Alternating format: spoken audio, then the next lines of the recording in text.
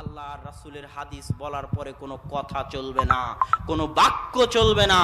আল্লাহর রাসূলের হাদিস বলে দিয়েছি, এটাই শেষ, এটাই শেষ। শুধু তাই নয়, আরো হাদিস শুনেন।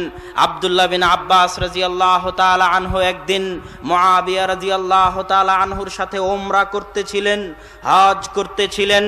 ফাকানা মুআবিয়া ইয়াস্তালিমুল আরকানা কুল্লাহা, কাবা ঘরের যে চারটা কোণা আছে, এই চারটা কোণার প্রত্যেক কোণায় মুআবিয়া হাত দিয়ে স্পর্শ করছিলেন।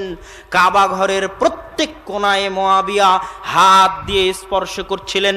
তখন আব্দুল্লাহ বিন আব্বাস মুআবিয়া রাদিয়াল্লাহু তাআলা আনহুকে জিজ্ঞেস করলেন, লিমা তাস্তালিমু হাযাইনিল আরকান হাযাইনিল আরকাইন, এই দুই হাযাইনির রুকনাইন, এই দুই পার্শ্বে কেন আপনি হাত বুলাচ্ছেন? আল্লাহর রাসূল তো শুধু হাজরে আসওয়াদ আর রুকনে ইয়ামানি, হাজরে আসওয়াদ হচ্ছে এই কোণায়, রুকনে ইয়ামানি হচ্ছে এই কোণায়। আল্লাহর রাসূল তো শুধু হাজরে আসওয়াদে হাত লাগাতেন আর রুকনে ইয়ামানিতে হাত লাগাতেন। এই